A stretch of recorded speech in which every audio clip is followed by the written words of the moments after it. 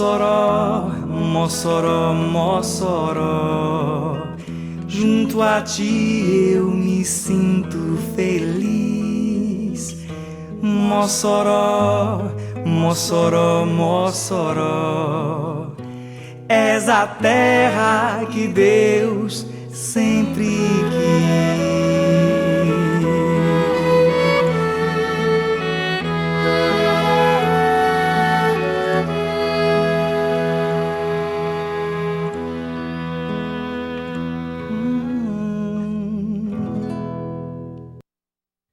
Francisco Canindé Queiroz e Silva nasceu na cidade de Pau dos Ferros no dia 25 de abril de 1942. Filho de comerciante, José Luiz Silva, e da funcionária pública Raimunda Queiroz Silva. Canindé perdeu a mãe ainda na primeira infância e adolescente se mudou para Mossoró, onde se destacou em diversos segmentos, principalmente na educação, na política e no jornalismo. Já rapaz, Canindé Queiroz residiu alguns anos na capital, morando na Casa do Estudante, quando ingressou na política estudantil. Canindé Queiroz foi professor e diretor da Fundação Universidade do Estado do Rio Grande do Norte. Aos 30 anos de idade, elegeu-se vice-prefeito de Mossoró no primeiro mandato de Dr. Dizuí Rosado. Também foi diretor da FITEMA, formado em Economia e Direito. Lançou em 1977 a Gazeta do Oeste, juntamente com a sua esposa, Dona Maria Emília Lopes Pereira, promotora de justiça aposentada. Canindé Queiroz tem 6 filhos, 2 médicos, 2 engenheiros e um estudante de jornalismo. Esta entrevista foi gravada no dia 28 de dezembro de 2003. Este programa está sendo gravado diretamente da Gazeta do Oeste e conta com a participação de Dona Maria Emília e o professor Sátiro Cavalcante Dantas. Inicialmente, Canindé, gostaríamos de perguntar sobre sua infância, sobre seus primeiros momentos, sobre sua primeira educação. A minha primeira educação foi feita no Joaquim Correia, em Pau dos Ferros, onde existia uma elite de professores que realmente conseguiu transmitir para mim e os outros alunos as ideias com muita clareza e muita propriedade. Você é filho de Pau dos Ferros? Sou filho de Pau dos Ferros. E lá esteve até qual idade, Canindé? Até aproximadamente 14 anos. Fez toda a primeira infância lá, quer dizer, fez todo o primeiro grau por lá? Não, lá o primário, o ginásio em Mossoró, a escola normal da época. Uma vez eu li uma reportagem que falava sobre sua biografia e dizia que você perdeu sua mãe muito cedo. Perdi minha mãe muito cedo, o que me causou um trauma muito grande. Ela me fez muita falta, realmente.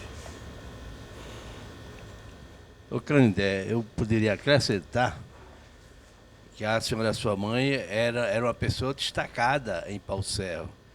Foi secretária da prefeitura vários anos, posteriormente foi a diretora da estatística. E a mim, pessoalmente, eu tive a grata honra, ela ser a minha segunda professora primária, principalmente na escola particular de matemática. A perda dela motivou seu deslocamento para Mossoró, Canindé? Não, exatamente não. Eu vim em Mossoró porque em Pau dos Ferros naquela época não existia o ginásio.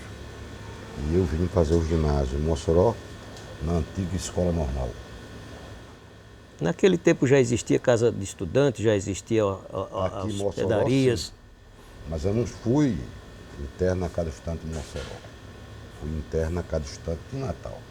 Aqui em Mossoró você veio para casa de parentes? Casa de parentes, do saudoso Zé Florencio de Queiroz. Ah, o Antônio Florencio. Zé Florencio. José Florencio. A mudança de cultura influiu você?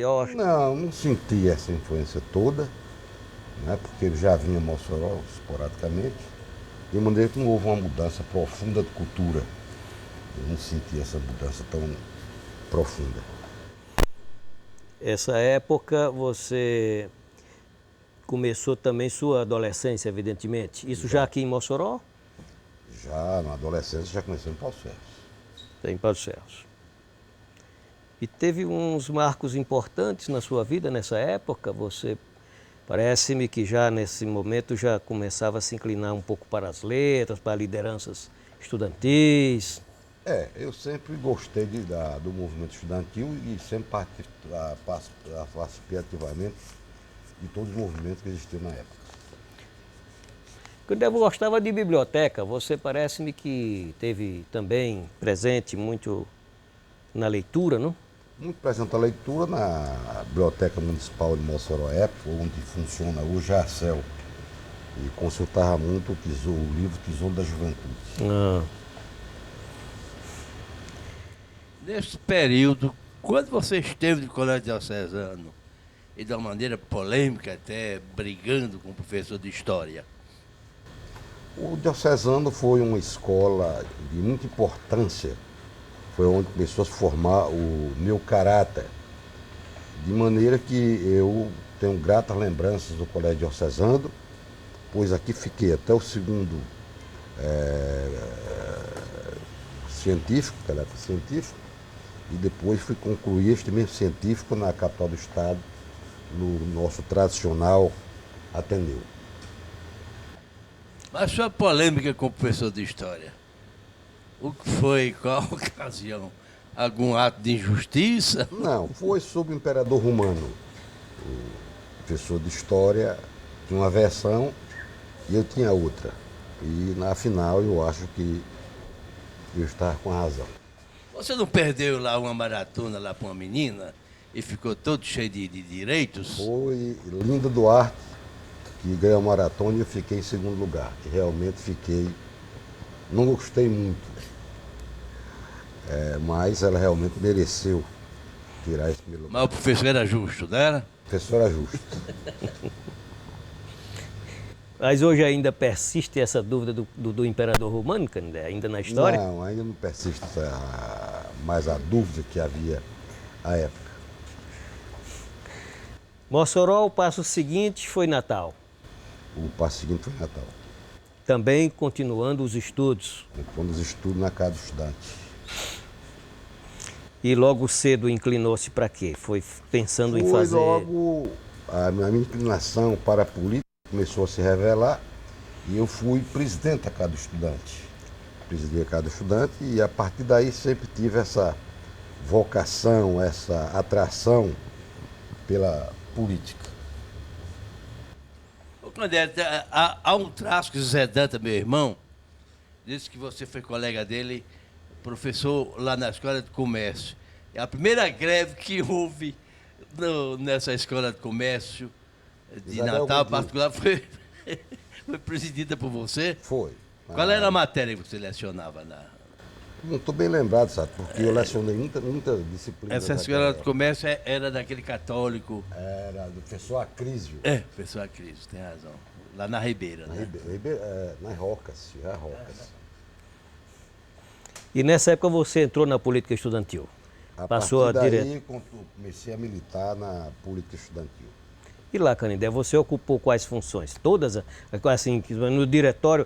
Naquele tempo era o quê? Era centro estudantal? Era diretor acadêmico. Eu fui Diretor presidente acadêmico. do diretório acadêmico da Faculdade de Ciência Econômica, lá na capital do estado. Eu fui o presidente e realmente continuei essa inclinação para a política. Sentiu na sua evolução a presença de pessoas que tenham lhe ajudado muito, que tenham feito um impulso na sua vida? Foram muitas pessoas que me ajudaram na minha vida e nominá-las. Eu correria o risco de ser injusto com alguns deles, de maneira que eu prefiro não nominar, porque foram muitas pessoas que me ajudaram na carreira e que ajudam até hoje. Como você também tem esse seu lado também de ajudar as pessoas, né, Canindé? Quer dizer, seus irmãos principalmente também. Eu sempre gostei de ajudar as pessoas, principalmente quando se trata de estudo, Milton. Muitas pessoas passaram por esta sala e eu pude ajudar, e algumas delas hoje têm posições de destaque, com, vamos dizer assim, com a mãozinha que eu dei naquela época. Cheguei aqui no jornal para trabalhar com Canindé Queiroz, e já faz quase 10 anos. A gente tem uma relação de amigos, não de patrão e empregado, ele sempre fez questão disso. E até hoje a gente se dá muito bem. Ele é uma pessoa muito humana, verdadeira, e eu tenho ele como uma pessoa forte em mim. Eu me orgulho de trabalhar com ele, ter ele perto de mim, e ele sempre fez questão de apoiar a gente em tudo. Os amigos deles, como todos, muitos se afastaram deles, no caso, pessoas que ele achava que era amigo deles, mas que ele está passando. Nos domingos a gente sempre passeia na cidade e vendo a cidade toda. Ele, como sempre, nunca anota nada, mas que sempre grava tudo.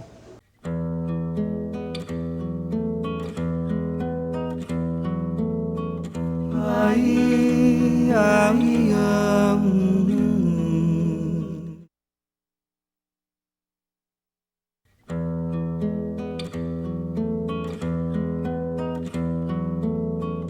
Ai, ai, ai. Ô Milton, mais interessante, a volta de Mossoró, a volta de Canindé a Mossoró, para entrar em destaque, ele entrou logo em destaque.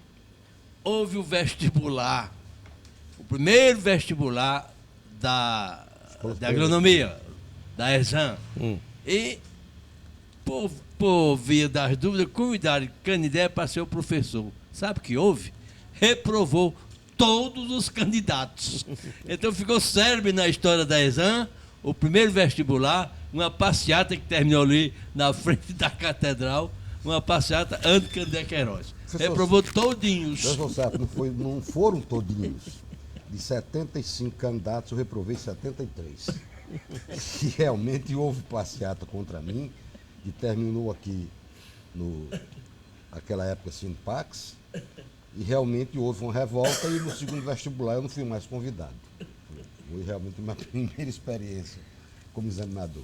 Nessa época você já tinha qual curso de faculdade? Eu era economista. Mas tinha vindo coordenar um vestibular aqui em Mossoró. Eu não vim coordenar, eu fui examinador de matemática e houve esse fato, que ficou histórico da Escola Superior Primeiro da Agricultura, vestibular da ESAM. de eu reprovar, dos 75 candidatos, eu reprovar 73. Esse período que você veio para o vestibular em Mossoró, já estava em Mossoró? Já estava chegando a Mossoró? Estava chegando a Mossoró. Chegando a Mossoró e fui imediatamente convidado. Aceitei, com resultados um pouco complexos, como eu disse anteriormente, dessa reprovação que eu fiz exatamente porque no problema de geometria analítica o pessoal se perdeu. E eu fui obrigado a reprovar, como eu disse anteriormente, dos 75 candidatos, eu reprovei 73. Nessa época, Canindé, você fez a sua evolução em Mossoró como também professor da ESAM. Você chegou a ser professor da ESAM, não? Não, depois do... Não, cheguei a dar algumas aulas e uns 6 meses depois, com outras atividades, eu não pude continuar. Mas aí realmente, nesse período, não houve qualquer problema. Uhum.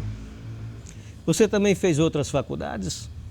Posteriormente eu fiz a faculdade de Direito em Souza, na Paraíba, na companhia do professor Sátiro, e viajarmos sempre para lá. E existia uma situação meia interessante. É que nós éramos professores e alunos ao mesmo tempo. Tanto eu como o padre Sátiro eram alunos e professores da Faculdade de Souza. Conta a verdade toda. Ele era presidente da fundação da universidade, né? Da universidade. Era presidente. Eu, diretor da Faculdade de Educação. Chegamos em Souza, Padre Salgado, nosso amigo, diretor, todo encabulado, né? O presidente da Universidade de Mossoró, o diretor da Faculdade de Educação. Então, a gente começou a notar os professores olhando assim para nós, com certa desconfiança, e os alunos automaticamente se esguiando, né? Se afastando. Aí nós fizemos uma reunião e disse, sabe uma coisa? Vamos bancar aqui o aluno. E a partir daí, graças a Deus, ficamos integrados lá, turma. Olha, chegava lá numa... Que tipo de carro era aquele? Uma veraneio. Uma veraneio. Mas o padre Sátiro, o professor Sátiro, não contou a verdade toda. É de que em algumas provas que nós íamos fazer no hotel, o padre Sátiro, o professor Sátiro, era encarregado de me vigiar. E normalmente quando o professor Sabino saía, Sátiro dizia, Canindé, abra os livros. Realmente, essa parte você não contou. Aquela coleção de direito. Canindé, e a vida privada? Você também aqui em Mossoró casou-se aqui, casou-se em Natal? Não, casei em Natal para ver Maria das Graças de Queiroz e posteriormente passei a conviver, fazem 33, 34 anos, 33 anos. 33 anos com a minha companheira Maria Miló Pereira, que foi importantíssima em toda a minha vida. Filhos com a primeira esposa? 2, Ricardo Jorge e Luiz José. Ricardo Jorge é médico cardiologista e Luiz José é engenheiro elétrico. Mas Todos também morando em Natal. temos que falar de Rebeca, não é? Mas nós estamos falando do primeiro Dos primeiros. casamento, né? Agora, você, com você, Emília, São outros 3 filhos. filhos.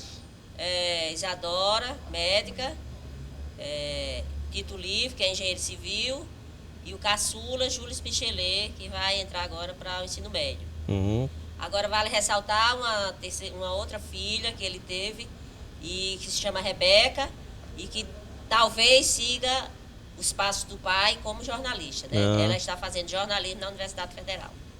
Porque os outros, nenhum quis se inclinar para tomar de conta da Gazeta. Que, por sinal, é o retrato da mãe de Canindé. Né?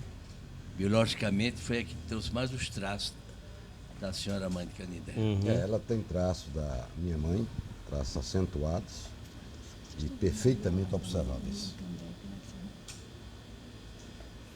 O que vocês estão vendo aí é a imagem da mãe de Canindé Queiroz, do nosso entrevistado de hoje. Canindé, sobre a evolução dos filhos, você percebeu que a formatura, a distância dificultou sobre algum aspecto? Você sente isso, que na ida deles para a engenharia, para a medicina, sempre Não. foi um obstáculo em termos... Não, eu nunca influenciei os meus filhos a cursarem qualquer tipo de faculdade, de curso. Eles tiveram ampla liberdade para escolher. Realmente me deixou sempre muita saudade, principalmente de Isadora, que reside hoje em Ribeirão Preto. Isso trouxe para mim, Maria Emília, uma faixa de saudades muito grande, hoje compensado com a presença dela fazendo férias, e ela vai cursar mais um ano em Ribeirão Preto. A sua colega médica aqui presente. Maria Emília. Por falar em filho de Canindé, eu vivo repetindo para este homem, agradeça a Deus. Agradeça a Deus. Todos os filhos deles deram para a gente. Saído de 1, 2, 3, 4, não interessa. Todos os filhos deram para a gente, todos são formados. E, por sinal, nos 25 anos da Gazeta, houve uma missa lá no santuário, E quando eu olhei assim, para a Assembleia, estava todo mundo presente. Aí eu disse, familiares. Familiares, era a grande família que estava presente. Eu sou grato a Deus, não é? Pelos meus filhos. Todos eles estudaram, estudam, e nunca foi necessária a minha interferência, ou a de Maria Emília, um incentivo, ou mesmo de certa maneira, procurar repreendê-los. Todos eles estudaram porque gostam de estudar, e um foi seguindo o caminho do outro, e hoje, com exceção de Júlio Michelet, que ainda tem 14 anos, Criança. todos são formados e bem na sua existência, na sua vida. Aqui eu quero prestar um depoimento sobre Canindé, o pai, né? Ele nunca foi assim um pai muito presente, mas o que marcou, acho, os filhos foi o exemplo que ele deu e com a sua inteligência e mostrar aos filhos que somente com a educação eles teriam um futuro na vida. Você também participou certamente muito ativamente, né, Emília? Ele muitas vezes ele chegava para dizer que entregava à mãe a educação dos filhos, né? Ele sempre deixava que a mãe fosse para castigar, para aconselhar. Sempre ele deixou a cargo da gente a função de pai e mãe. A Maria Emília teve um papel importantíssimo na orientação, na condução desses filhos, e esse papel tem que ser ressaltado. Maria Emília, de certa maneira, se comportou e se comporta como uma matriarca do passado. Ela está presente na minha vida e na vida dos nossos filhos, uma presença muito constante, não diria dominadora, uma presença constante, mas de orientadora. Nesse sentido, eu posso dizer que eu vi esses doutores, todos meninos, como é importante a impressão que se tinha anos atrás, Canindé, mas para os filhos, o sistema dele era, eu não digo rígido, mas benção papai, benção mamãe. Coisa rara. Cadê a benção, meu filho? Ele resmungava, Deus te abençoe, bem baixinho, mas manteve esta moral da família, que é muito importante na criação dos filhos, seja de uma parte ou seja de outra. Isso é muito importante. Foi muito importante. Ainda é mantido até hoje. E houve fruto desse sentido. Todos me tomam a bênção e eu sempre dou um beijo na cabeça de cada um. Eu faço questão Essa ordem é muito importante. Desses gestos de carinho em cada momento que me encontro com meus filhos. Isso é um fato de ordem, de respeito, de atenção muito importante na hierarquia, na sequência, na ordem, né? Muito importante. Bom, eu fui pega de surpresa, que eu só estava passando as férias aqui e me pediram para falar do meu pai, Canindé Queiroz. Bom, não sei se de todas as pessoas eu seja a mais indicada para falar, porque eu acho que os filhos foram quem talvez conviveu menos com o homem público, que vocês conhecem. Mas, como eu assisti a entrevista, talvez faltou falar algumas coisas dele que ele mesmo estava tímido para falar, como a arte que ele tinha, além de... Ele era um bom orador, então tinha arte também na política e com as mulheres. Esse lado eu não conhecia, eu cheguei depois também, mas é o que todo mundo me conta e eu vejo pelos meus irmãos que eles devem ter herdado alguma coisa. E do jornal tem muito o que falar que eles não falaram. Falaram que é difícil, mas não falaram quão difícil. E isso talvez quem esteja atrás esteja vendo também muito o quão pouco eles ficaram em casa e o tanto que eles ficavam preocupados com o jornal para fazê-lo crescer. Eu não posso dizer que é uma coisa que eu tenha participado muito do jornal ultimamente, eu tenho certeza que eu abandonei, mas no começo eu estava aqui. Eu acho que olhando de fora, é uma coisa bonita de se ver, porque eles criaram realmente do nada e fizeram das mãos deles os jornais. E, bom, do meu pai eu acho que eu ouvia mais falar por outras pessoas mesmo da parte do jornal, porque eu nunca fui dada a ler jornais, mais livros.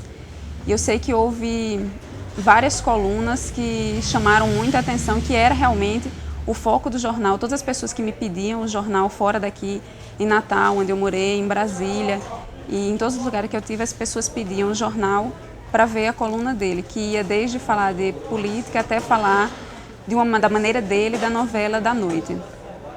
E eu só queria deixar uma mensagem para ele que eu fiquei muito feliz que ele foi reconhecido realmente como um ícone de Mossoró, uma coisa que ele gosta muito, que é ser o foco das luzes.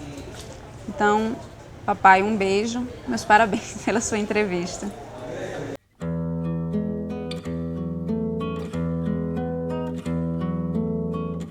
Ai, ai, ai.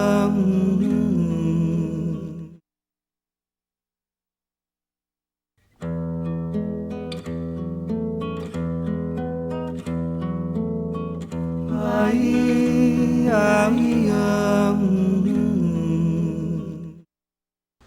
Canindé Queiroz, falamos um pouquinho sobre política, sobre seu período em que você se entusiasmou pela política, em que você deu passos importantes na história da política de Mossoró.